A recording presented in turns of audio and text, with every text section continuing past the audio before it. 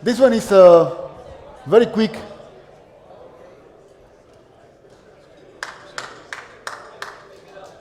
This is a very quick piece of the day, but it's quite important. These are the community awards. These are people that have done an outstanding job in helping build the community, extend the reach of HPCC across academic and research and industry environments, and have done overall advocacy. So I will give everyone maybe a couple more minutes, a minute more, so they can get into the room. I want everyone to hear this. So we will be recognizing those people in the next couple of minutes.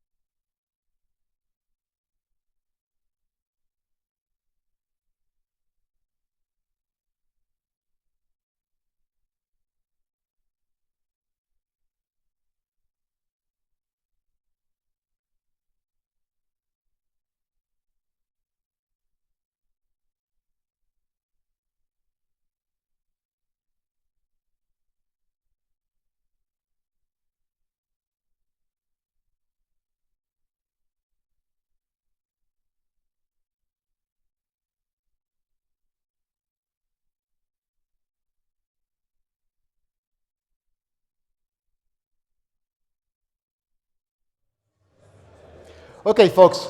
So for the community awards, community recognition awards, these awards are very special. They are close to my heart because these are people that have gone above and beyond to do activities to spread HPCC, to expand HPC capabilities, to get more people engaged in the community, and have put a lot of effort, a lot of time,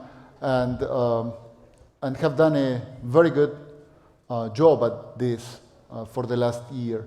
So without more preamble, I want to announce these people. We have this year 4 community awards to, again, these 4 outstanding people. They are not in any particular order, so it's just that we need to call them in order. So the first one is to Gerald Johnson. You might remember him because he is the guy from CData. He has done all this additional connectivity to HPCC through, well, ODBC, JDBC, and all of this other integration with Excel and Tableau and others. So he's been engaged with us for some time, for quite some time, and he's been doing a great job at spreading the use of HPCC around the world. So, Gerald, please.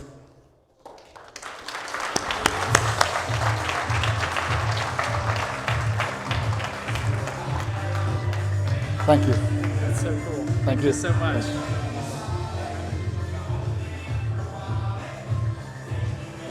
The other one is someone that also was here earlier today and had a poster and presented as well, and has been engaged with us for a long time, doing lots of community activity. Again, going above and beyond anything that he needed to do, really, and has done an outstanding job too. So Itauma, please come to the stage.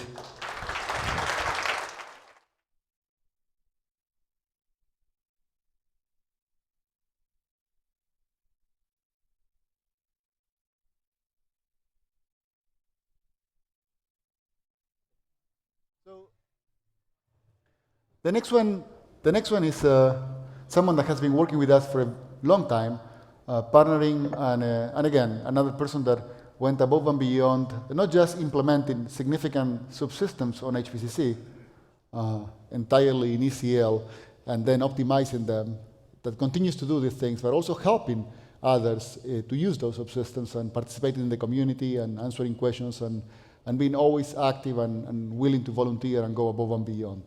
And this person, and he was here today, he is Victor Herrera from FAU.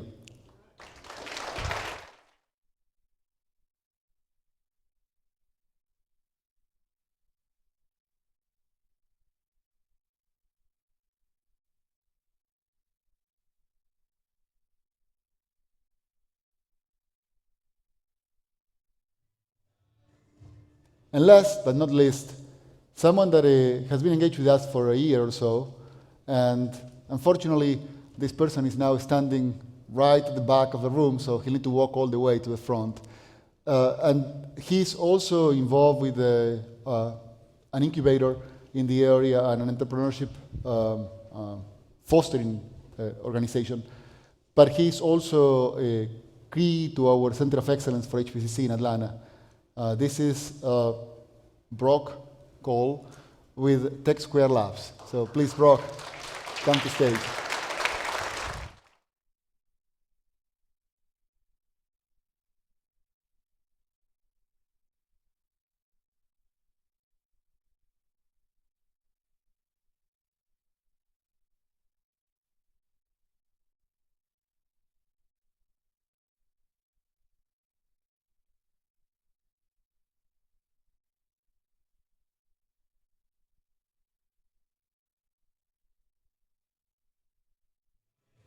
Now, when you thought that it couldn't get any better, it's getting better. So we have now a panel that will cover what's in there for the present and the future of the platform. The panel and the presentation is led by Lorraine, and she'll introduce the panelists. And they will cover a number of areas, take some questions from you, and I hope that this is a good interactive experience. We thought that it would be a good vehicle for delivering some of the innovation that has come into HPCC now, and some of the things that you will see very soon there too. So Lorraine, Chapman, please.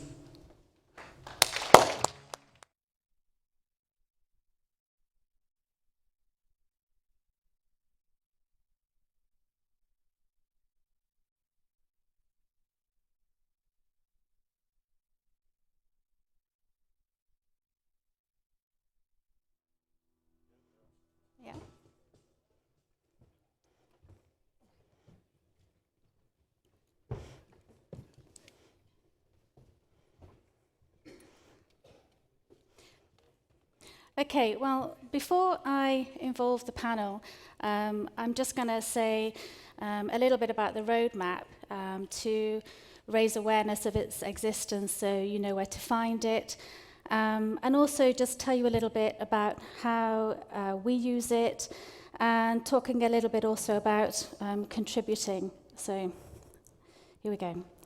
So we all know that the HPCC Systems open source project is a large project. It covers a wide range of disciplines, and each one of those areas has a custodian that is the resident expert for us in that field. There is also crossover. They don't just work on that field, but we have people who have expertise in those fields, and they're going to talk about a particular one today.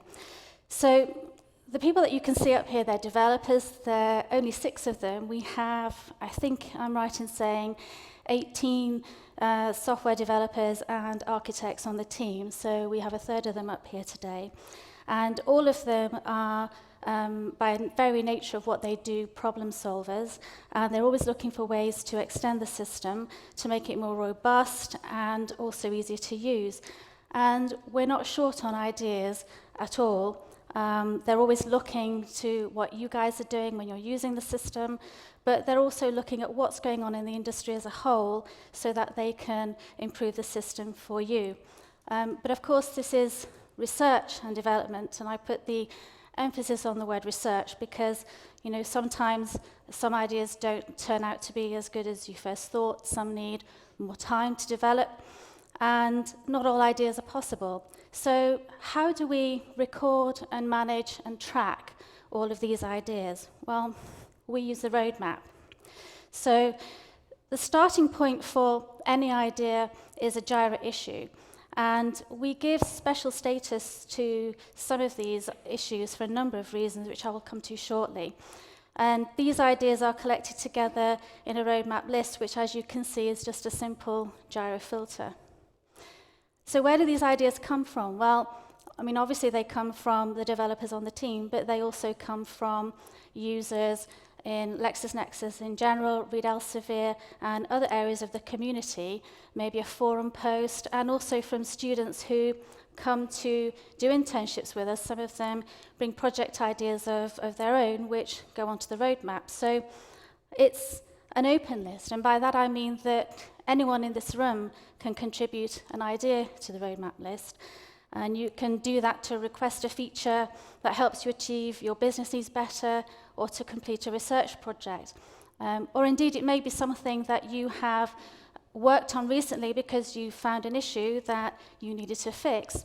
And we hope that you will contribute those ideas back into the project, because if we can integrate them into the platform for you, this means that later down the line, when you upgrade, you don't have to go through that process manually. So obviously, not all things make it onto the roadmap. And so some of the criteria we use to get things onto the roadmap are obviously the big ticket issues. Some require little development, but sometimes they require you to change the way you work or code your ECL. And sometimes we put things on the roadmap because when we're looking at them, we're thinking, this is a cool new feature, we would like you to use it, and we want to draw your attention to it so that you know that it's there.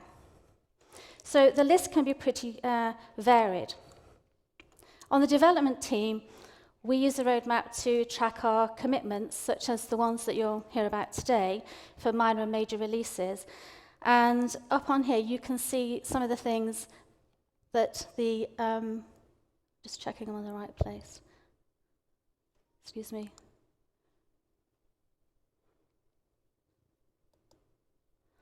That we're going to talk about today. So there are things like the virtual slave Thor, parallel activity execution, and a couple of other things as well.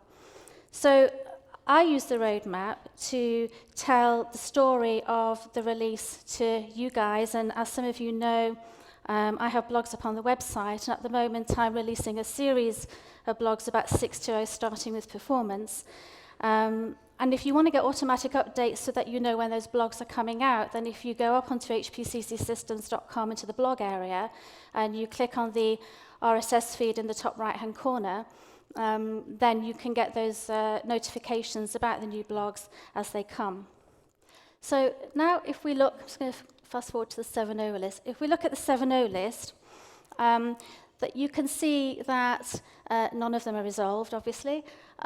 Some are assigned to people. There's one that's available for anyone, and I think there's another one up there that's unassigned, and there's one marked discussing. So basically, the list is open for people like you to come forward and have a look for ideas that you may like to work on to contribute to the project. The list is quite fluid. The developers are going to be having a meeting about future development soon, so you should come back and have a look at the list in a few weeks, because the list will be getting a bit longer with some new ideas. And it just goes on getting with more ideas. It's never complete, because obviously we keep on having ideas, and so do you.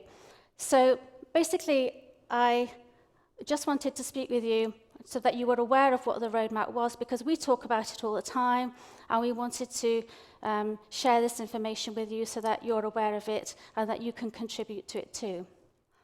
So here are the 6 developers I have up on the stage with me today, and I have some questions that I've prepared, and I'm hoping that we can get through these questions that I have quickly so we can get to some of your questions. So we're going to start with Jake, and actually Gavin's going to talk about performance too, but Jake's going to talk about the virtual slave Thor. So Jake, perhaps you could tell us about the benefits of the virtual slave Thor and why anyone in this room should care. Okay, is this working? Yeah. So we introduced virtual slaves because historically, a long time ago, we used to have just a single node, a single slave process, and we expected the graph and the activities to do all the multitasking. Pretty quickly, when multiple core machines came along, as anyone who set up a cluster knows, we throw more and more processes at it to get more multitasking, to better utilize the hardware, which is fine. It's a compromise, but it means we partition the memory, and it doesn't really fully utilize the hardware very well. And so what we've done in 6.0 is introduce virtual slaves, and so Lorraine said, why would anybody care? And to a large extent, ECL users won't care at all because they won't notice. They shouldn't notice a runtime difference apart from performance-wise.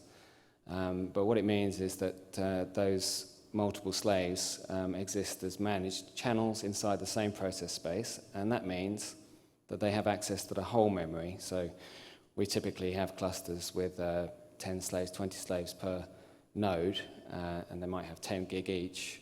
So that means you've got a 10 or 20-fold memory increase available for many of the activities that can use all that memory. And there are some specific examples which it makes a huge difference to, like a lookup or a smart join. It basically means your right-hand side can be 10 or 20 times as big, which it means it's a lot more efficient. It means we can share other resources like caching. We can reduce network I/O. So the ECL user shouldn't notice they won't have to do anything. They won't have to change their ECL or anything, but it should be a big lift in terms of performance. It should make the cluster easier to manage and to monitor. So that's the 6.0 work we've done. But that's not the end of it, is it? We sort of plan to continue on with these improvements into the future. So perhaps you'd like to say how we're building on this in 6.2.0 and looking forward towards 7.0 next year?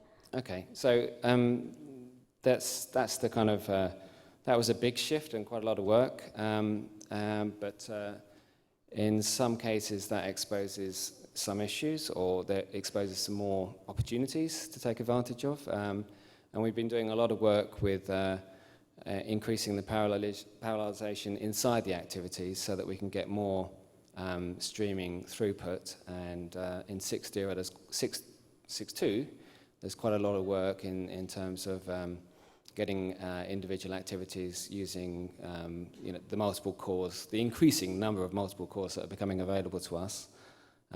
There's work to we can execute parallel child queries now inside Thor, which is going to be a big lift for some types of work in particular.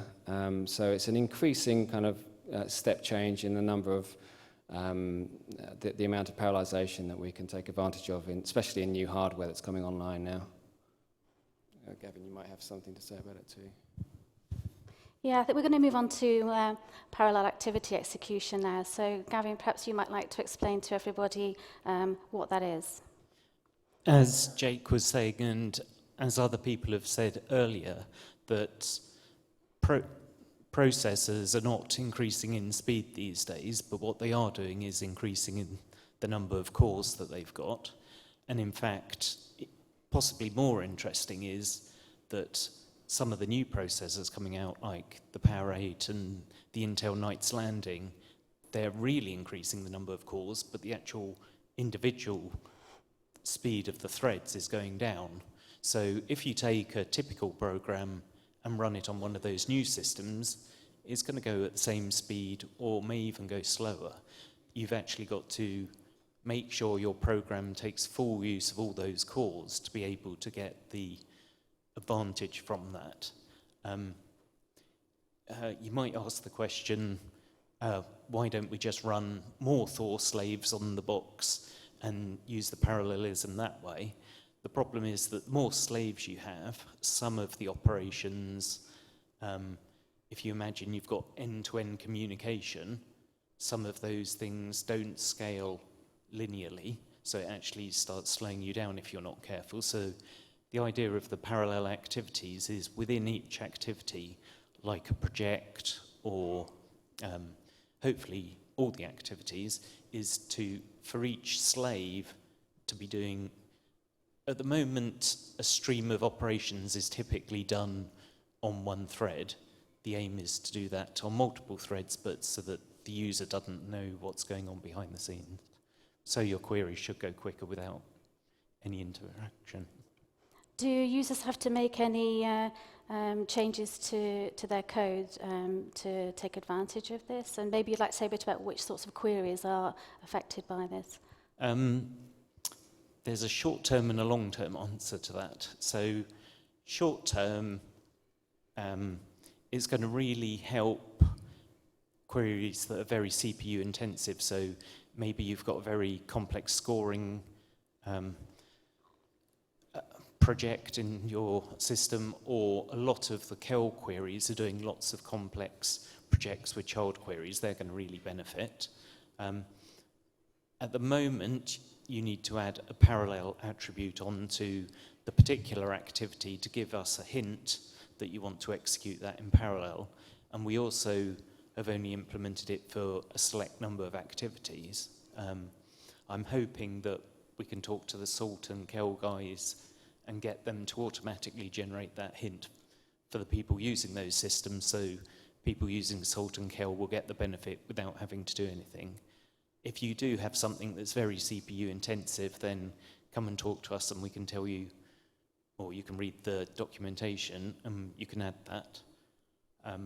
Long term for 7.0 and beyond, we want it really to be automatic. So we want to support as many activities as we can and for it all to work behind the scenes and just work on 1,000 core systems without any problem. Okay, great. But it's great that there's stuff that people can take advantage of straight away. At this point, I should mention 6.2.0 release candidate 3 is actually up on the portal now if you wanted to go and grab that. So now we're going to have a bit of change of topic, and we're moving on to some of our user interfaces. And first of all, we're going to talk about the graph viewer, because we introduced a new graph viewer into 6.2.0, didn't we? And I thought you might like to say why we have a new graph viewer, what the advantages are, and if there are any downsides. Well, we introduced the new graph viewer in 6.0.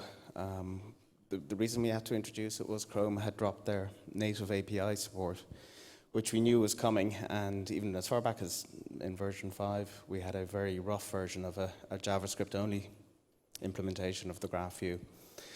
The downside to the new graph view is we can no longer leverage the graph viz layout algorithms that we were using in C++, plus we can't leverage the performance we had in C++. But on the plus side, the early versions of that graph view, the JavaScript graph view, actually morphed into what is now the visualization framework. And the new version of the graph control that is in version 6 is the graph control, which is part of the new visualization framework. Plus, we were able to eliminate the whole thunking layer away from having to package and distribute a separate executable and register it with Chrome. And that was, eliminating that whole side of the installation and maintenance headache was a good thing. But we've had the ability to generate visualizations from code in the product for quite some time, haven't we? But I know you've made a lot of improvements just recently, and there's going to be a new visualization bundle that releases alongside the 6.2.0 release. So perhaps you'd like to tell us about the features in that. Yes, within the 6.2 timeframe, now it is a separate project up on GitHub, but we're hoping to release it at the same time 6.2 releases. We are introducing, some of you may remember the old visualization bundle going back a few years from the bundle competition we had. But this time around, we're reworked that bundle with the new visualizations from the framework. But we were also leveraging a bunch of the dermatology and the ability to drag and drop in place and design mini dashboards rather than just placing visualizations. But with the bundle, the key thing with the bundle is it's the ability to move the visualization specifications and the mini dashboard specifications closer to the ECL language. It's not about generating ECL, it's about being able to embed these mini dashboards right there alongside your ECL and then being able to view them and change them right there within ECL Watch. And all going well, you will be able to download a mini version of that dashboard that you specified, which will be able to work offline as well as online, depending on the data sources it's using. Okay, I'm going to move on now to Rodrigo, who's going to talk to us about dynamic ESDL. So, Rodrigo, perhaps you might like to explain what dynamic ESDL is for the people out there who might not know. Yeah, sure. So, dynamic ESDL is really a methodology supported by a set of tools that we've created and we've put together to help you develop, manage, and deploy web-based query interfaces. So it takes an interface-first development approach, and it leverages the ESDL language to create a common interface between the web services and then the back-end Roxy queries.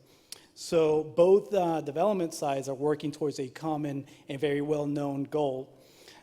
So the intent is really to help the developers create a production-level end-to-end web service based on clean interfaces that can evolve and grow over time without breaking any pre-existing applications that might be dependent on the web service and on a particular interface. So what new features are in store and ESDL is 6.2.0, and who are the sorts of people who would benefit from using this? Okay, so the functionality that I briefly described is all in place in the 6.0 timeframe, but for 6.2, we've added a front end that allows you to graphically manage your interfaces and to configure and manage your web services based on those interfaces. We've also added, we've taken the first step to add official support for the ESDL language in the ECL IDE. Later on in 7.0 and maybe other releases, we hope to fully support the ESDL language. Let's see, so we've also added support to be able to deploy Java-based web services on our CPP-based ESP service platform. Let's see, we've also enhanced our custom logging manager, and we've added a Cassandra-based logging client. So now if you want to log your transactions on a Cassandra system, we have that in place. And on top of that, we've also added usability and performance improvements. That sounds great. So now we're going to move on to Russ, and we're going to talk about security. So Russ, I know that you've recently implemented the new pluggable security manager framework, so perhaps you might like to explain what that is and the features that are available at the moment. Sure. HPCC already supports several different security models, from HT-password, which just does simple authentication, to our LDAP implementation, which is the most robust, as well as authentication. It does feature-level security, file scoping, and things like that. Recently, we're working with an internal group to integrate their MySQL-based security manager, and it occurred to us that instead of coding it into HPCC like we'd done before, it would be better to create a framework where you could externalize it, and now anyone who implements this interface can create their own security manager. Like, let's say you were interested in biometric or whatever your specific requirements are. So all you have to do is implement a library, DLL, that implements our security manager interface, and there's also a configuration component that the configuration manager will use to prompt the user for anything specific to your configuration, security configuration, like the name of your shared object and usernames, passwords, and things like that. And so now anyone can implement their own, and all they have to do is drop it on top of our configuration manager, and it'll automatically bring it up. You can bind it to ESP and run with it. Yeah, it sounds like a great feature. Yeah. Thanks, Russ. So now moving on to machine learning, which, as you know, is the theme of the conference, and we're doing a fairly major rework of the machine learning library, which Roger is carrying out at the moment, aren't you, Roger? So perhaps you might like to start by explaining what changes are planned for the machine learning library. Yes, so most of you are familiar with the ECL ML bundle. Many of you have contributed to it as well. And it's a big collection of machine learning algorithms. But we feel that at this point we want to bring machine learning into the mainstream. And from an experimental approach to a production approach where production users building products can depend on machine learning to get their job done and know what to expect from it. So we're starting to reformat into a bunch of separate bundles. And each bundle will represent either a core item, which is used by multiple algorithms, or a particular algorithm. So it'll be very modular, much easier to test, much easier to categorize and validate. So we're starting out with the very basics. We're starting out with the interfaces for different machine learning methods, classification, regression, etc. And we're starting with the basic linear algebra approach. Many of the machine learning algorithms, as you know, are built on linear algebra, matrix multiplication, solving, factoring, etc. So we have reworked the PB BLAS library, which is the BLAS, again, as Miriam mentioned, is the basic linear algebra subsystem. We've made that part of the platform for 6.2. So we want to make it easier to use for people to get running with machine learning. And so rather than finding the right BLAS libraries and installing them on your target system, they'll automatically be installed as part of the platform install. So the next step is to take the partition BLAS, the PB BLAS, which splits all your matrices into little pieces, sends them to the different systems so that you can handle much larger matrices than you can handle on any single system. That whole library has been reformatted, and that's going to become its own bundle. And in the process, we've added a number of features to that that are going to be common to all of the machine learning algorithms going forward. So previously, you could take a large matrix, a billion-cell matrix, and multiply it by another billion, by another billion-cell matrix, and it would produce the results. Now you can still do that, but you can also take 1,000 individual separate matrix operations and issue one request and have the 1,000 solutions presented to you. So that will be common. We call that the myriad support, and that's going to be common to all of our machine learning algorithms. So you'll be able to, say you wanted to train on a separate regression for each city. So you present data from 1,000 different cities and do a linear regression, and you come back with 1,000 different models, one for each city, all in a single operation. What this lets us do is really spread the load, balance the load better across all of your nodes so that you get the maximum performance from your HPCC system. So we'll be starting with with the very basic building blocks and adding the workhorse machine learning mechanisms, linear regression, logistic regression, those types of things on a very organized basis. And each one will have its own performance profile so that when a user decides to use that machine learning algorithm, they'll know what to expect in terms of performance. It'll be industrial strength reliability. We're adding huge numbers of test cases to all of the methods so that you can depend on it as a piece of the platform. And a lot of those changes are going right the way through towards 7.0 and probably beyond there, I'm guessing. So, and I'm getting conscious of time now. We have about 5 minutes left. So I kind of want to throw it out to the floor now, because you've heard quite a lot of things, and there have to be some questions out there. So is there anyone who would like to ask a question of any of the guys up here about anything you've heard?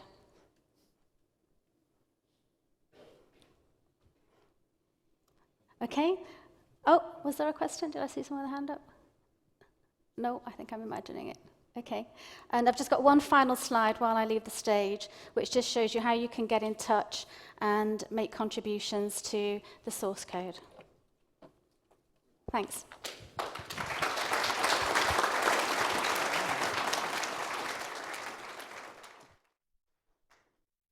Very good. Great job. Great job, guys. Very good. Well done. Well done. Great job. What about your chair? Weren't you in charge of? Okay. Okay. Good. This was a great panel. Thank you very much for the panelists. And I'm sorry to put people on spot, and they got kind of on the spot. But it's important for the community to know why some things are done and which other things are coming down the road. Now. The other thing that is important, and I don't know if they stress this enough, that Jira is publicly available, so anyone can post ideas, and Lorraine said that clearly. But also, our platform code is publicly available, and we encourage people to fork us and to contribute to the code. We will be more than happy to take your pull requests, and we have a team of people that are administering the main repositories. So they will be always very happy to get anything from you that you can submit, and if it's good code quality, and that's important, they will take that pull request immediately. And if it's not, they will give you feedback so that we can get that code properly polished and submitted. We want to expand the platform, and we need your contribution. So anything you can do to contribute code and of course everything else like documentation and use cases and others, and even ideas is a great thing. So please don't be shy. Jira is out there to use it, contribute even ideas, and from there, of course, GitHub and everything else. And if you have anything to ask, use the forums, use the mailing lists, and get in touch with us. And when I say us, it's a collective us, it's everyone in the community. Well, now we have a next panel, and this panel is I think it's going to be a nice, interesting way of closing the day. And this includes people from our Center of Excellence in Atlanta. This is Brock Kolls, who's in the back again, and will be walking all the way to the stage again. And a number of people that are going to tell us things about what their challenges are as startups and innovation seeds within large companies, and how they are tackling those challenges, but at the same time potentially using HPCC to solve some of them. So without more preamble, let's welcome Brock.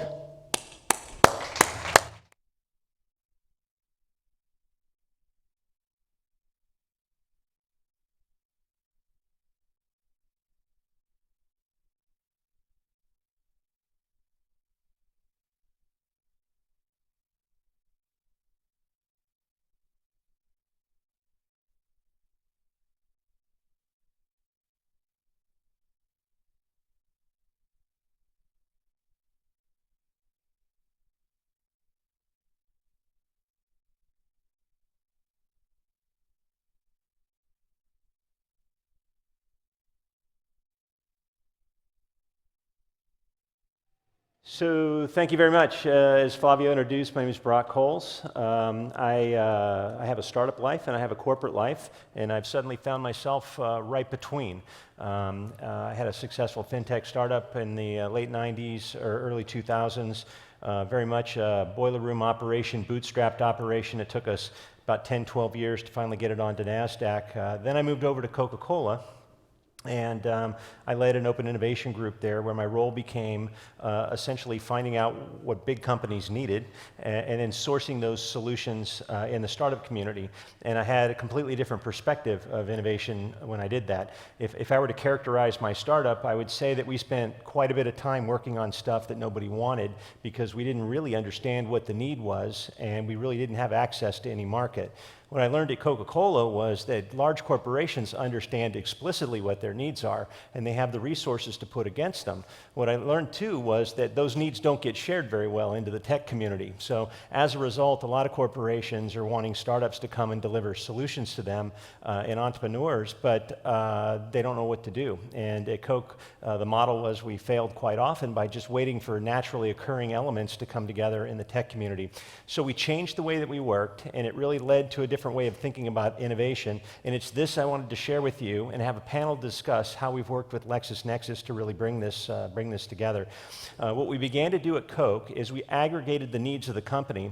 We organized them so that they were anonymous and non-confidential, and then we began to share those needs in tech communities around the world. And we invited people like yourself to respond to us anonymously with solutions. We then picked these solutions, and these were the ones that we funded. So you might be doing the same job that you were doing in the same role that you were doing, but because you knew what Coke was looking for, you were able to shape your research or shape your development to solve a problem that the company actually needed. What that allowed me to do inside of Coca-Cola was to go back to senior leaders and say, you know that thing we talked about and we agreed to fund this year, here are 3 or 4 solutions, let's pick one to work on. So when I left Coca-Cola, I thought I could take this model and I could automate it and I could bring it into the tech community, that I could create partnerships with some of the world's best corporations and I could understand their needs, and I could build a portal platform in order to share these needs with the global tech community, and I could do matchmaking in order to create opportunities in the startup community as well as increase the probability of success in corporations. I met Flavio, and the leadership team came along and said, hey, we're reading what you're posting, and we think HPCC systems can solve these problems. Maybe we should partner closer together and really understand the dynamics of how these needs are being met. From a startup perspective, it's awesome because it comes with a great partnership and a corporation. From the corporation perspective, they know they're dealing with good horsepower behind the solution in order to get to global scale. So the panel that we've organized today is a series of 2 startups, 2 corporates, and 1 nonprofit. And what we really want to talk about is our experience in what we call this center of excellence that we've been through this year in order to share with you some of those experience. If I were to boil this down to one takeaway note, this is a way of growing the community and bringing fantastically tantalizing opportunities to you in order to pick and choose from to work with great companies on your next projects. So let me do a couple introductions here, and then we'll get started. On the corporate side, let me get the titles right here. Jeffrey Honus, he's a VP of Innovation here at Relix Group. We have Brian Murdoch. He's the Managing Director at AIG. We have had great relationships with AIG talking about innovation, and it's fantastic to see how the pieces come together. We have 2 startups. This is Pav. He comes out of our lab, TechSquare Labs, and maybe is there a microphone here? Let me ask Pav to give a little bit of a blurb about Stackfolio, and give a little bit about yourself. And don't leave out the part about being a CEO in your sophomore year. Yeah, so my name is Pav. I'm the founder and CEO of Stackfolio. I just graduated from Georgia Tech in May. And Stackfolio is an online marketplace for whole loan transactions between commercial banks. And so what that means is basically banks who have either too heavy loan asset origination in a particular category, or banks that are having low asset origination because they're in a demographic like South Georgia or in a low economic state, are able to basically trade online, whereas prior to that they were doing that entirely over the phone and over email using human brokerages. And the process was very inefficient, and we basically took it online. Great. So the next startup here, Dale Sizemore. Thanks, Brock. Thanks, folks, for having us here. I'm Dale Sizemore. I'm the co-founder of VoterWorks. And VoterWorks was created to help people run for political office and find the most engaged voters. If we can make it easier to run for office and not cost a fortune, we might get better candidates. Not like we need some, right? But yeah, don't bother to thank me now. But I've been involved with large enterprises and medium-sized companies, and this is my 7th startup. Just sold one last week. So I've had an opportunity of working with Brock and other innovators in the industry, and I'm very happy to see that LexisNexis and HPCC and Trish and Flavio and folks like that have this innovation bias and are willing to look at things a little differently than most of the time we have a chance to look at them. Excellent. So, and then down here on the end, Ayana. Afternoon, everyone. My name is Ayana Gabriel. I'm the program officer for the Arthur and Blank Family Foundation. For those of you who are not local, Arthur Blank is best known as the co-founder of Home Depot. And so I manage all of our education grants for the foundation. And we have this huge initiative around STEAM, science, technology, engineering, art, and math. And I would say one of the things that makes me excited is my first career was as a chemical engineer. And so now I'm on the philanthropy side, helping to raise funds to give to organizations to help kids who are like me, who usually don't have access that I end up getting. Excellent. So we'll take a few minutes, we'll unpack this whole corporate innovation concept with the startups, how it affects the community and the things we've done in the Center of Excellence here. We'll save a few minutes at the end for questions, so jot them down, think them up, and let's go. So maybe from the corporate perspective, let's start out there. From the macro perspective, what's happening in corporate innovation that's creating this urgency to really tap into this tech community? All right. Since I've got the microphone, I'll go ahead and go. From AIG's perspective, and the way I see things, is that we're really looking at competition. We're looking at how business is evolving. And even old, stayed-in-the-wool companies like AIG are taking a fresh look. And no corporation wants to become obsolete. Do you want to be Netflix, or do you want to be Blockbuster? Do you want to be Apple, or do you want to be Kodak? You know, there's a couple companies in there that failed to adapt, that failed to take care of the technology that was available to become the kind of companies that they could be that would survive. And so I think a lot of corporations, and including AIG, are taking a look and seeing where can the technology help us to become better, faster, stronger, the old $6 million man type thing, where we can actually be a company that can be not only a sustainable company, but corporations can actually meet the customer needs better and be more efficient. Thanks. And just to add to that, because those things are true for us as well in Rolex Group, we look outside and see how fast technology is changing, what's happening in our markets. And we see that while we have some great, bright, energetic people, we don't have all the talent that we would always need to go after all the ideas that we might want to chase. And we don't necessarily have all the ideas either, right? So we look out into the tech community and startups in particular as sources of talent, ideas, ways to experiment in ways that we may not be prepared to experiment ourselves yet, or work on things that may be on our list but may be down here on our list, right? So as we look out at that landscape, it helps us from as you were pointing out, not becoming obsolete, not getting blindsided by something that might be going on outside of our walls, but also a place where we can take our business problems to people that might think a little bit differently than us and help us think in new ways to solve problems that we may not solve internally ourselves. Excellent. So one of the programs that we run at TechSquare Lab is called Code Start. This is where we take kids from the community, typically 18 to 24, that didn't really have a chance maybe to go from high school to college, maybe fell through the cracks, and we provide them with training in a computer language. One of the things that we did as part of our Center of Excellence is we took the online training materials that HPCC systems have, and we bundled those up into a program so that these kids could add data science training to their basic education around computer language. We're working a project with the Blank Family Foundation, and by the way, if the name Arthur Blank doesn't resonate, he's an entrepreneur himself, co-founder of the Home Depot, and he's also the owner of the Atlanta Falcons, right? Is that correct?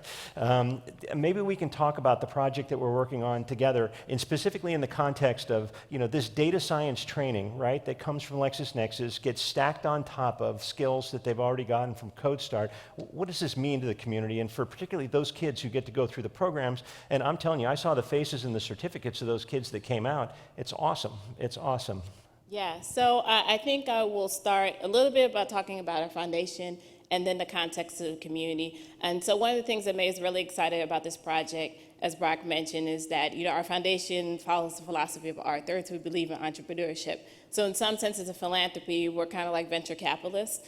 Like if you have a fairly small amount of money compared to the billions of dollars that goes in education, how can you invest it so that you're getting something, a good return, And one of the things that's exciting about this is that normally we are giving grants to nonprofits, and this is one of the rare opportunities where we are granting to a nonprofit, but the primary amount of the work for TechSquare Labs and the partnership with LexisNexis is a for-profit company. In terms of the community, just to give a bit of context of the background of a lot of the kids who are in the CoStar program. So our grant making is largely in Metro Atlanta, and we're talking about kids who may live 5 or 10 minutes from downtown. And in the communities where we're working, you know, all the stats of not having access. You may have a community where the unemployment rate is double or triple what the average would be. Some of the communities work, the household medium income is $10,000. And what is so unique about Atlanta is we have a ton of Fortune 500 companies here. We have, you know, world-renowned education institutions, and the people in the community know that. So there are literally some communities where a kid can look outside their window and they can see Coca-Cola. One community, they can walk across the street to Coca-Cola headquarters. They can see Georgia Tech and know they will never work there or go there. And so what happens is it creates this sense of hopelessness, this sense of despair.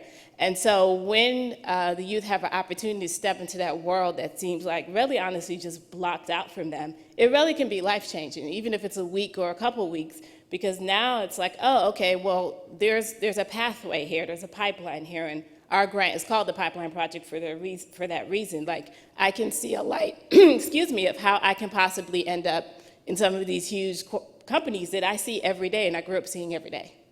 Excellent. So the way we engage corporations at TechSquare Labs, we ask them to come and be a member of the lab.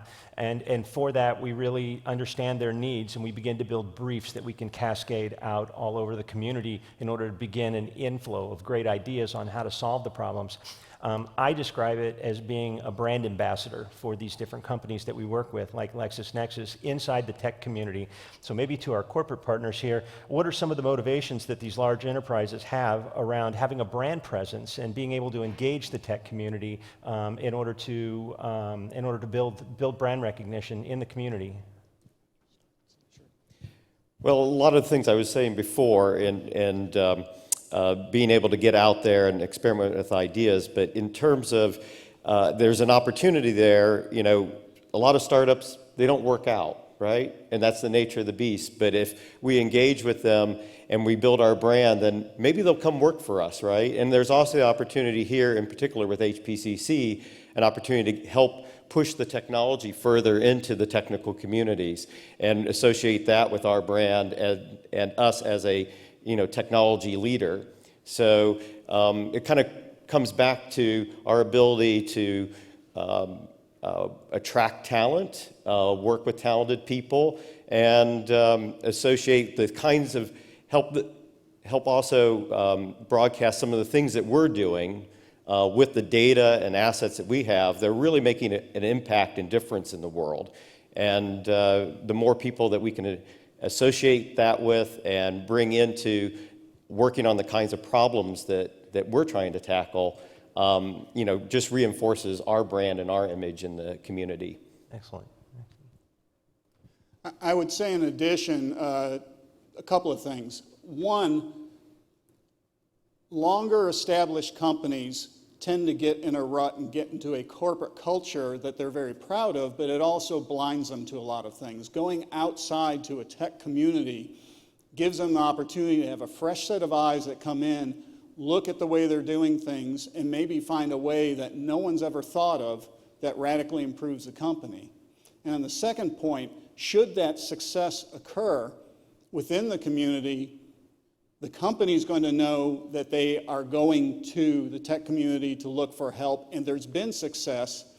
There will be members of that community that understand the business, so that success that they build on, when they come back, the corporation comes back again, one, there's not going to be as steep of a learning curve because people will know the company and be more familiar with what they're doing, what they're looking for, and two, the success will breed more success. And I think it'll send essentially a cycle in motion that will just breed a lot of success on both sides, both the corporate and the technology side.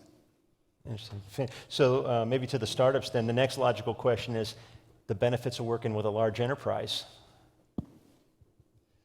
Large companies are always looking for a fresh new idea that's withstood the test of time. That's kind of difficult to do. Think in terms of an internship. We've all seen interns. We may have been interns ourselves. The ability of working with larger companies is like the business version of an internship. You're able to pick things and hone them. Enterprises and large companies know what big is. They know very well what big is. Conversely, when the startups are looking to scale, being able to peek over the horizon and be able to draw upon the knowledge and skill and experience of the large companies helps us plan accordingly. And we've heard wonderful presentations today about ability to scale in billions of records and things like that. Most startups don't have that perspective. We're trying to solve the tiny problem, then put more oxygen on the grill. And working with larger organizations and having resources like that is very, very important. As a startup, it's like one step easier than raising a Wolverine cub. You're short-strapped with resources, and there's not enough time or money or anything like that. So being able to draw upon larger organizations is good emotionally, it's good financially, it makes good sense, and help identify those things that make best sense for everybody. Pal? I think for us, the biggest thing about working with larger enterprises like Lexis has been sort of risk aversion for everybody else.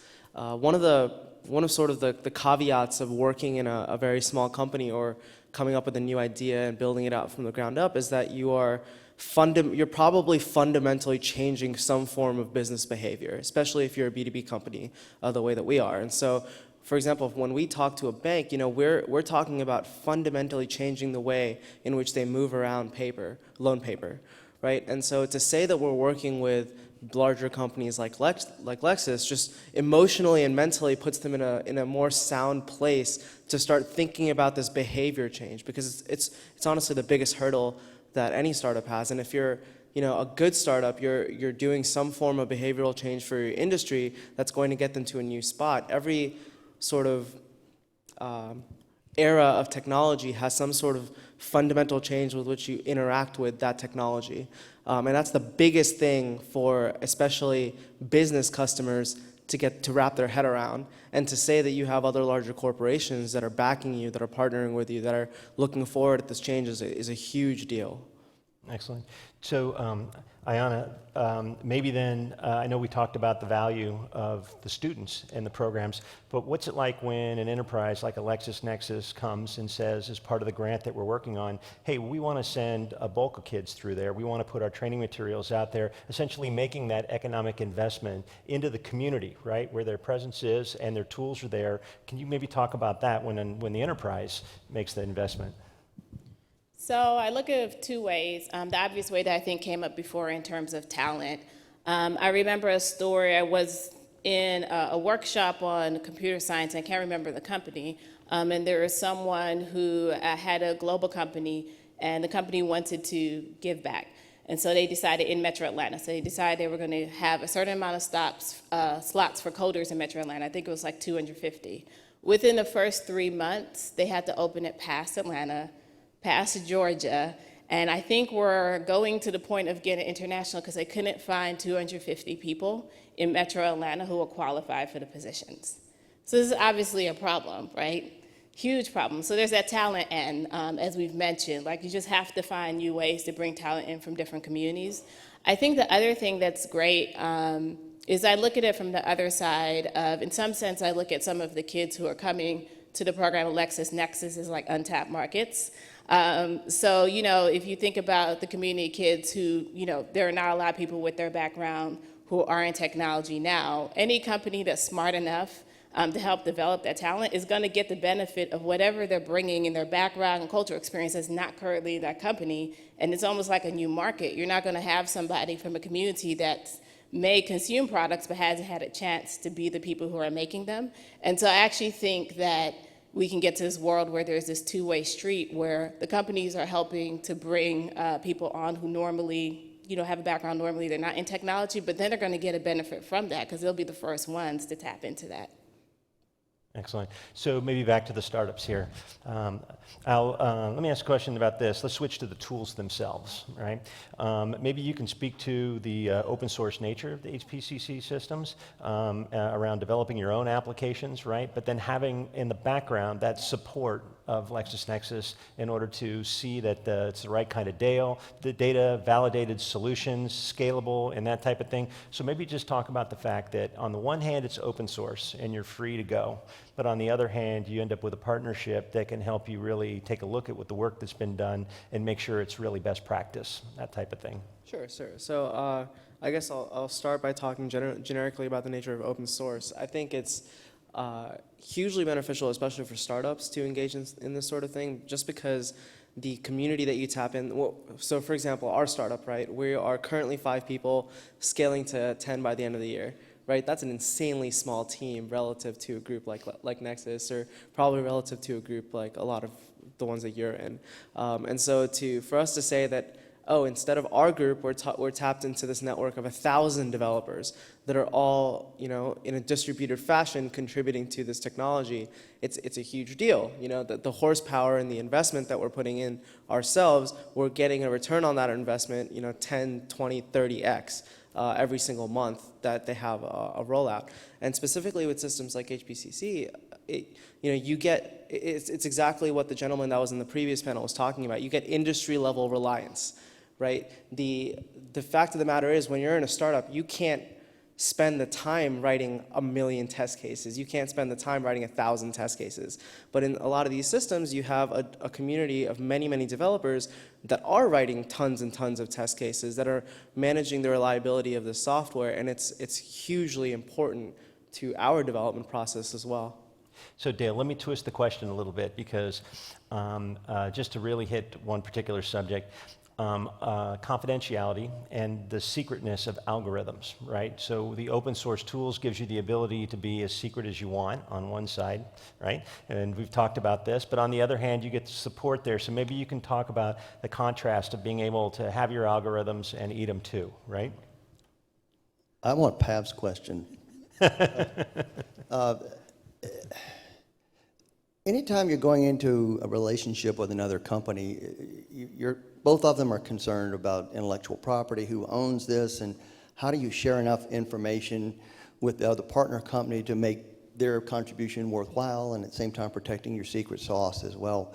That's difficult. It's very, very difficult. I mean, you can sign NDAs if you want. You can have patents if you want on your algorithms and things, but I'm pretty sure that the LexisNexis legal team is bigger than mine. So you have to be able to almost structure your custom algorithms or any proprietary data that you have in such a way that you say, okay, here's a box and it's got our stuff in it, but this box needs to interact with lots of other areas, and that's where your partner company can participate and bring their expertise to bear. We don't want proprietary information from LexisNexis any more than we want to share ours with them as well. So there's a lot of trust involved with that. Everybody in this room has probably had a bad experience in trusting someone at some point. But there's a lot of optimism that needs to be out there in the world. We need to move forward with the why not instead of why. There'll be enough impediments, and Jeff and I were talking last night. There's a lot of impediments that other people are going to bring.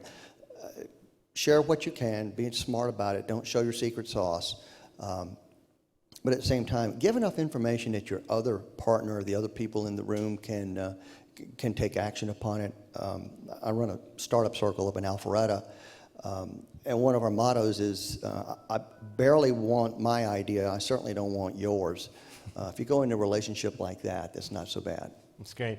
So maybe to our enterprises, what are some of the attributes you look for when you want to work with startups? Well, I'll say talent one more time, but people with ideas and bringing capabilities that we don't have yet, right? Things that, we probably could build that capability, but it will take us time. People that are willing and are able to execute at a speed that we may not be able to do given the way we're set up. So we're looking for, working with startups, it's a lot about the team, right? You're looking at the individuals and the people and what they're bringing to the table and the ecosystem that they're plugged into, right? And who else they may be involved with and how that might fit in with our strategy. So those are all different factors. But a lot of times it comes back to, I think we started the conversation around what are our business challenges and trying to find startups that have a capability that will fit the problem that we need a solution to. And all I would say to add to that is, consider what the company is that you're trying to meet the needs of. Are they a $50 million a year company, or are they a $50 billion a year company? Are they simply operating in a few states in the US? Are they a global company? I mean, all these things are going to have an impact on what the company is looking for in terms of a startup. Just because the company's a Fortune 500 company doesn't mean that they cannot work with a small startup. But at the same time, and to your point, make sure your strengths align with what they are looking for. A large corporation is going to want to make sure that the startup gets their company and can understand, is capable in understanding their needs. If the startup's strengths are in the manufacturing sector, but you're dealing with a financial services company, you're probably going to have a bit more of a stretch gaining the confidence of that enterprise. I'm not saying it's impossible to do, but it's just going to be one of those things that will probably put the corporation more back on their heels when they're talking with you. So, Ayanna, from a nonprofit standpoint, maybe give us your thoughts on what are the most important innovation challenges the tech community should be working on? Yes. So I think in some sense, in the nonprofit and NGO world, there isn't always a concept or idea of innovation. And not a concept or idea of thinking about designing around the end user. And then there's also not the capacity. So quickly tell the story of how we got to working with TechSquare Labs. As part of our initiative at the foundation, we really want to give access again to the kids who normally don't have access into tech. And so one of the barriers is there's no place you can go in Atlanta if you're a parent or a student or a family member to say, hey, I want to do robotics. Where do I go find it out? So as you find, there are a lot of people who they may have a kid, a daughter, or a son who's interested in that and they can't find it. So that was the first problem we wanted to solve. And probably like a lot of your business clients, we just kept on dreaming. And we're like, okay, well, so we need something where they can have access, but it has to be, on the mobile app or some other virtual platform because not everybody has a computer at home. And if we're going to figure out what the programs are in Atlanta, wouldn't it be cool if we can figure out where they are? So we need some geolocation. And then if we're going to do that, not all of the programs are good. Some of the nonprofits don't provide great programs. So we want some Yelp-like feature that, can rate the program. So by the time we're done, this program probably would have legs and be walking and talking. And so on the philanthropy side, we don't have the access to do that. And to be honest, on the nonprofit NGO side, they don't have the access to do that either. So we had to go to the for-profit community. And so we needed someone who was going to be able to build a system like that. And then we also needed a group that had some understanding of community. So luckily we have TechSquare Labs here. And I know that doesn't exist everywhere where, you have a tech side, but you also have a lot of the wing of it that's community-based. And so I think a couple of things from that story is, one, there just is a capacity that exists in the for-profit world that doesn't always exist in the nonprofit world. And so sometimes that capacity could be lended in a different way. And I do think one of the biggest things that the for-profit world can do is help the nonprofit world think about the end user. A lot of NGOs and nonprofits fail because they don't think about designing for the end user. They think about the problem, they decide the solution to the problem, and then they ask us for a lot of money in philanthropy. And then, 5 years later, they're like, oh yeah, well, this didn't really solve hunger in the way we thought it would. And so we're approaching this a little bit from a different standpoint. And Rodney's sitting in the background. We've had a lot of, from TechSquare Labs, we've had a lot of conversations about this. So if we were designing around the end user, then we're talking to the students and parents. And we're not deciding that we can figure out what's going to help their child access the robotics program. And we're going to learn about the lives. Things that are really commonplace to the tech community and the business community that we just haven't picked up yet in the nonprofit NGO world. Well, maybe from a corporate perspective, right? Maybe what are the most important challenges we should focus on as a tech community? I would say that the challenges are going to be relative to the company you're dealing with. I would say don't look for the most disruptive, life-changing ideas necessarily off the bat. it's okay to hit singles and doubles. There's not a lot of World Series teams that make it there by just hitting nothing but home runs. And a lot of times, some of the greatest value you can bring to a corporation is just helping them improve on what they're already doing, making them more efficient, making their customers more happy. And so really getting to know who the customer is, what their needs are, and then applying that knowledge to finding solutions, I think, is key.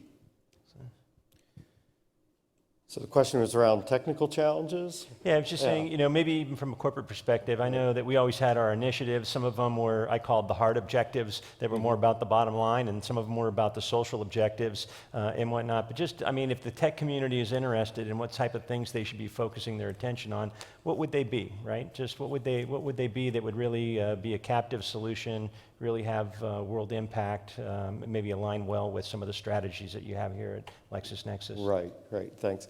So there's a lot of problems.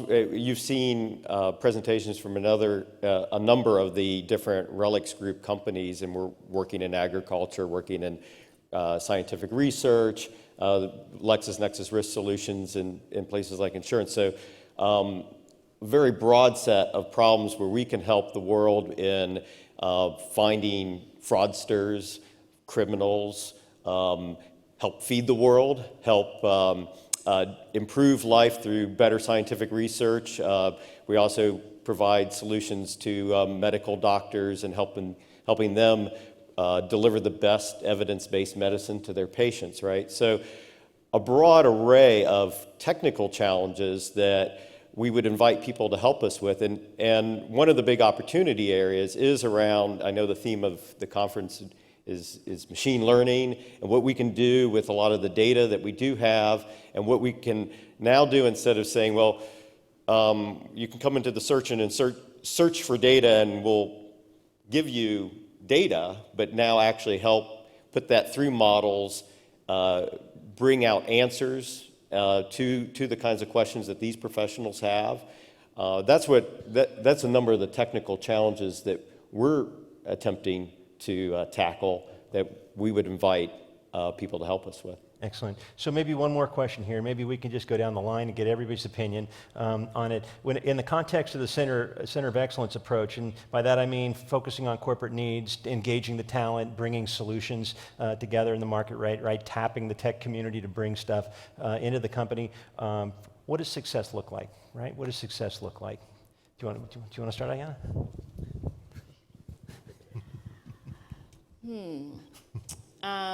I think the theme that I want to harp on is access. And once you provide that bridge or that access, then, who knows what is going to be the other side of that innovation. So success looks like access to people and communities who haven't had it before. I'm going to put it in the most simplest of terms, is that whatever the solution you're seeking, is that it ends up being developed into something that is practical, that from a corporate perspective, that is usable and increases the efficiency and the effectiveness of the company.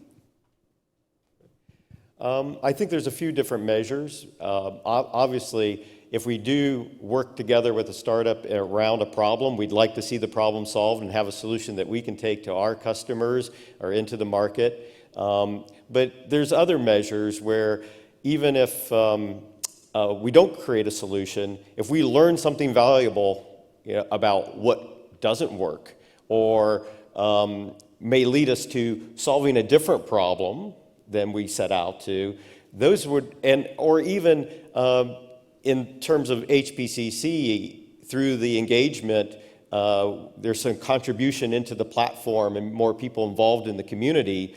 Even if we didn't solve the problem that we set off to do, those are wins, and that can be success. I think, as y'all have said, all valid points. I think the reputation of the participants is very important. If everybody goes into it and does their best, then they get a bank shot, like Jeff was just saying, and you identified something you really weren't especially looking for, but it was identified. But the ability to working together and showing the skills and willingness to do that, from both parties, that goes a long way, because that reputation will help with leveraging other organizations and other things in your career as well. So building your reputation as somebody or an organization that can work with others innovatively goes a long way.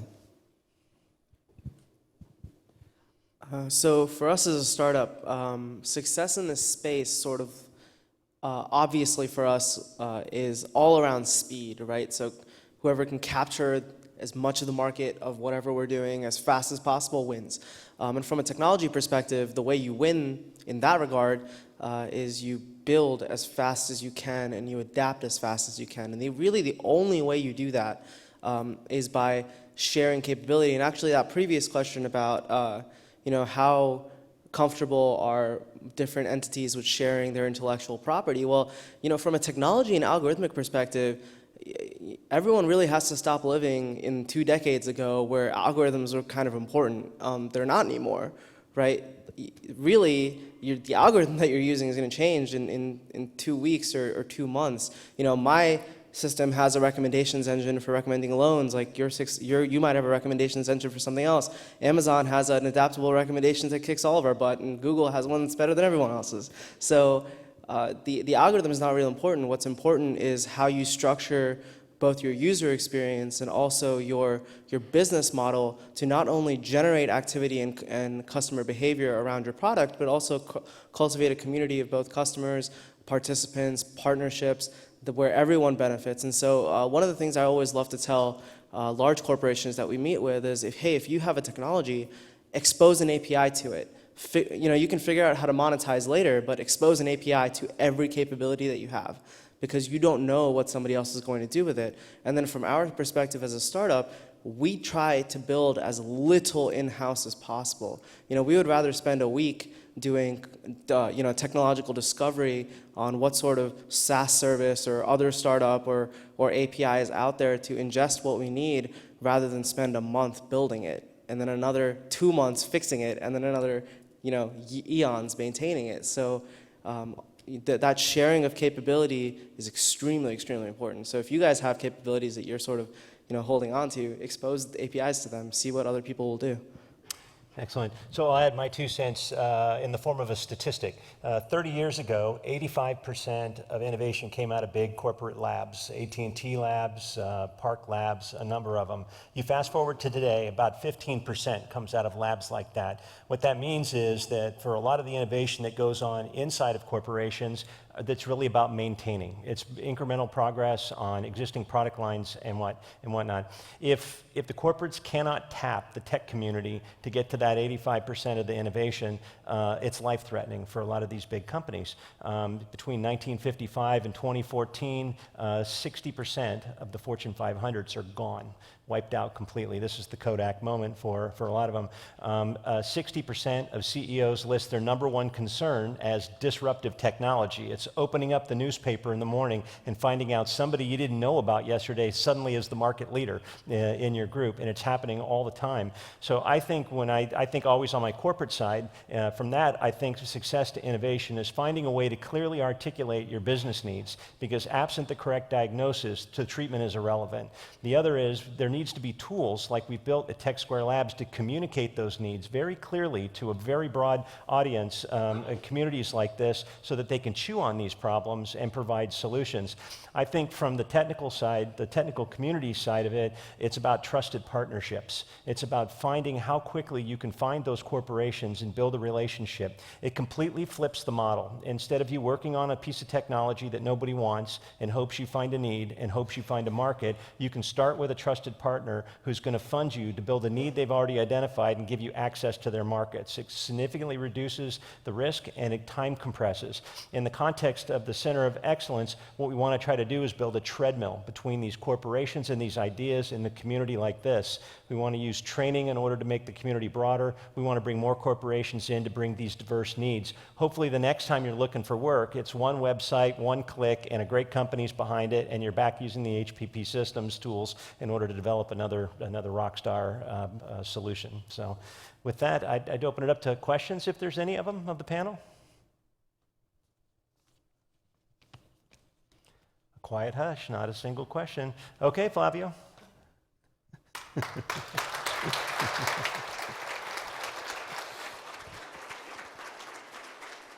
Thank you very much. Thank you.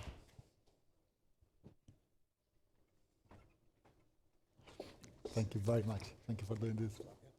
Today. Thank you very much for doing it. Thank you. Thank you for doing it. Very good. Getting almost to the closing. This is good. And we are on time. Isn't it better? That is good. So I thought this was a great panel. I did like the emphasis on bringing innovation from the ground up type of effort, entrepreneurs. And I did like the theme of doing things that are socially good and getting all these people access to education and professional development so they can aspire to a better future is also great. I think that's quite important. And I think that that's something that also open source communities achieve by bringing technology and opening it widely. Sometimes those people can access those technologies and help develop and learn things in the process.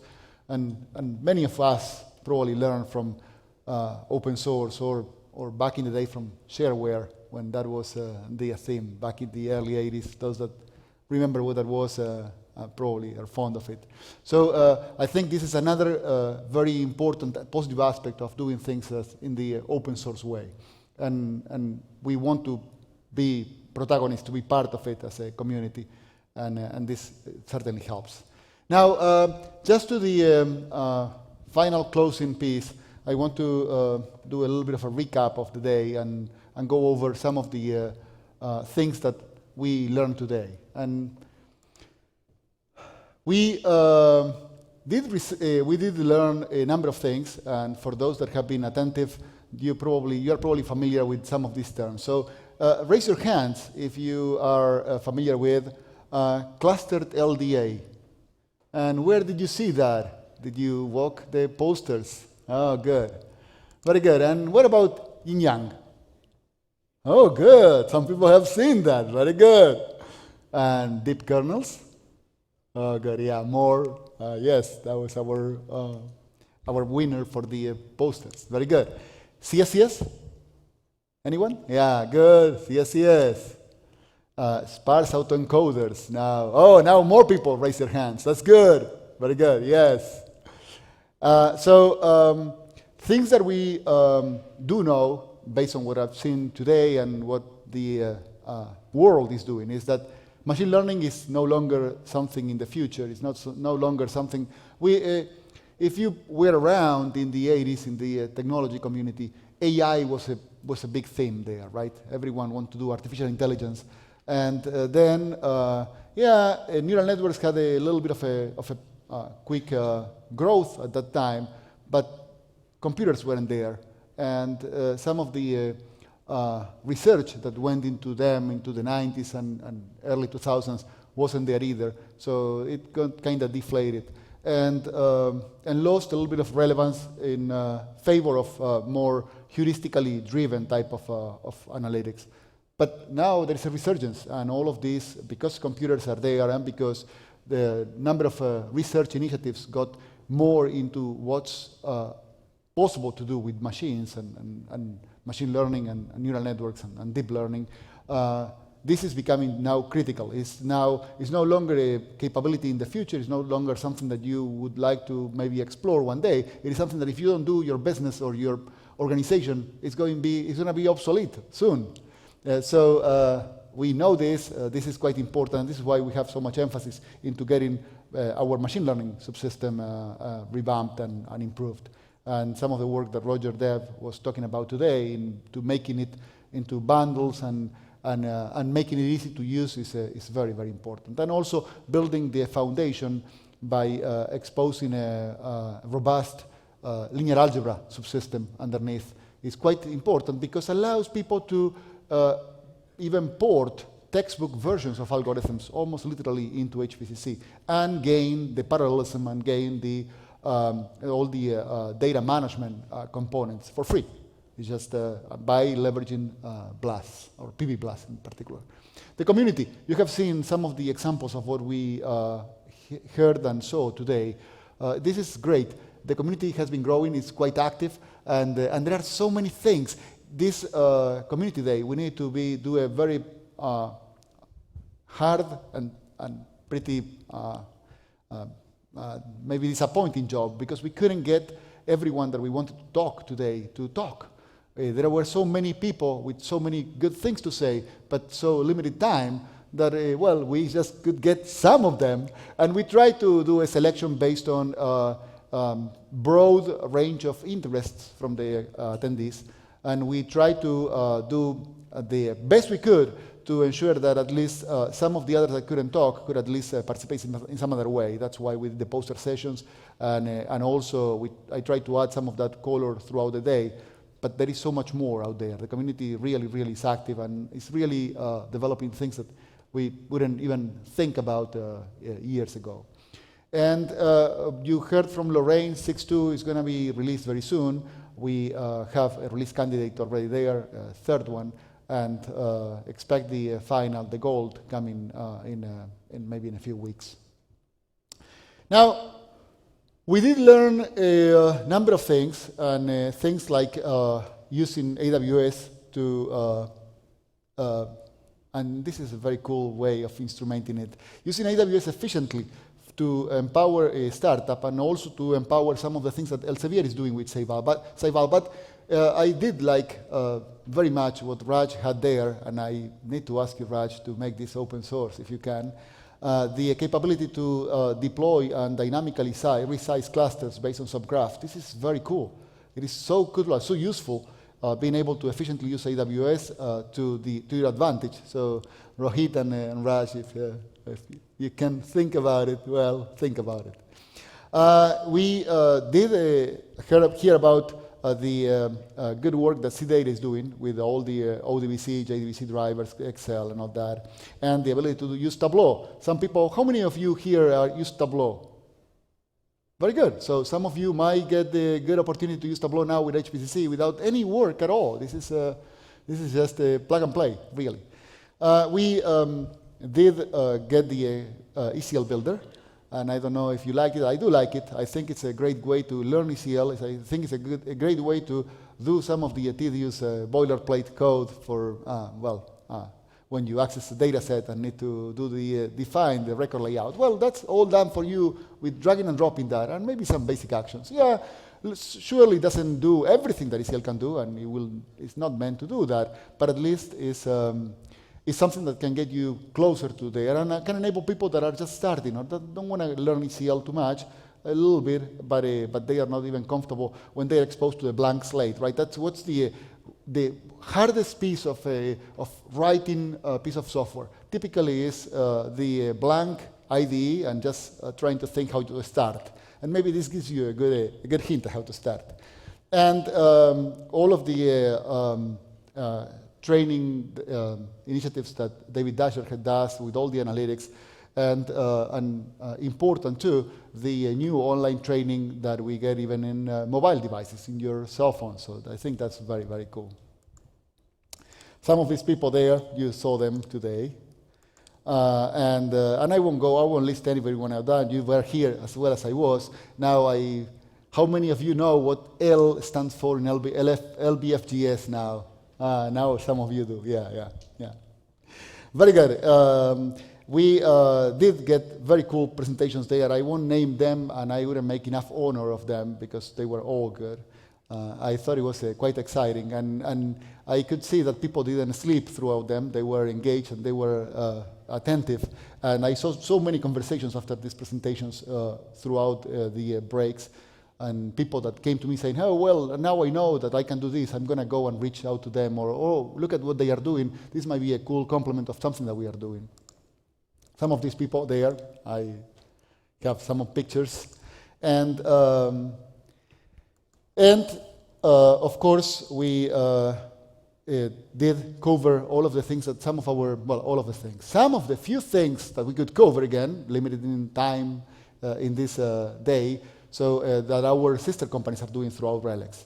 And you see what Elsevier did, and Elsevier built a product from scratch, pretty much, from using HPCC and deployed it in Amazon, and all of the good things of that and also the challenges they had, and of course the things that aviation, which is very cool, but also what the other side, the cows and farms do, which is also very cool. Now, I did miss having the read exhibitions people here, which would have been also extremely cool. Because, yeah, I know, planes are cool, cows and farms and tractors might be cool too, but who can beat Comic-Con?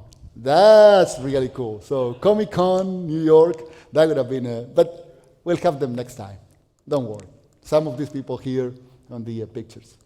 And last but not least, we had the two panels. And the panel with the developers telling you some of the things that they are doing and what they are planning to do for the next versions. That was good. And I'll put some of them there. And the important message from this one is you are one of them. You are developing as well, and you are, I hope, contributing to it. So if you haven't, or you just wrote some code that you don't think could be useful for others, well, don't think it too much. Just tell others, submit it, make a pull request. And, well, the code is there. Let them choose. So if you have something to contribute, please contribute. Don't be shy. All of them there. And with the last panel, what I was discussing, I was telling you about before, the entrepreneurship, the Center of Excellence, and the things that we are doing with getting more access to professional training to local people in need. So I think those things are also very useful and very cool. Well, and the posters, and you saw these people here. Those posters were great. As I said when I introduced them again today, and I gave the awards, I thought that it was a great job for everyone. Every one of the posters was very good. Of course, we need to select the best ones, but it was a close call. They were really, really good. And the ambassadors, the Community Ambassadors Award, I think this is quite important. I think it's always important to recognize those that go above and beyond and are helping others and are trying to push the envelope, and they are trying to help the community in general. In many cases without any personal interest other than just help others. So these people need to be recognized, and I want to make it a personal recognition to them because of all they do. So thank you very much, guys. So lots of progress and everywhere, all these different areas from industry to RELEX to academic and research and others. All of these exciting things coming in the future, and before you know it, 7.0 will be around the corner. It's planned for next year, and there is already this extensive roadmap of capabilities that we want to get there. That of course we'll get as many as we can, and if there are any things that you think you would like to work on, and if you, I know that the modern life. Everyone is always rushing and time is very scarce, but if you have time, you are bored and you want to get into something, doing something that is cool or interesting, just go to our list of open projects in our roadmap. We always throw in there ideas of things that we like to get done or we think that someone could be interested in doing, and we always have things that may incentivize you to go and code something. So take a look at the roadmap, go to Jira. If you don't know how to go there, just send me a message or send anyone a message or post in a forum and take a look, see what is in there, see if one of these projects is something that you would like to do, if you are trying to do research or some implementation, innovation, extend the capability, improve performance, and all this list goes on and on and on and on. So please do it, look at that, and if there is something that you like, just start coding something. And I'm sure others will jump into it too. There are always others that might be also as shy as you are, and they might not want to write the first line of code. But once they see that someone is already doing it, they will get into it. And this is all thanks to you, really. Thank you for being here. Thank you for being part of the community. Thank you for doing all you do and help push HPCC and expand the community. And this wouldn't have happened if you weren't here. So thank you very much. I hope you enjoyed it as much as I did. I thought this was a great day, and I'll see you around. Now, before you go, don't forget to check the video recordings for today. I know you've been here, but sometimes when in the rush of trying to take notes or maybe go to the bathroom, you miss something. So if you think that you would like to go and have a refresher session, go to YouTube, look at the videos. We have all of these videos in a recording there. And for those that are in the live audience, we'll close the day. And thank you very much for being there too. Thank you for the time that you put and the effort to watch this in live stream. And if you are watching this recorded, thank you for watching this entire day. And please use social media, contact us, and we are just a tweet away if you have any questions, or send us a post in the forums or whatever, and someone in the community will react very quickly. Thank you. Thank you very much.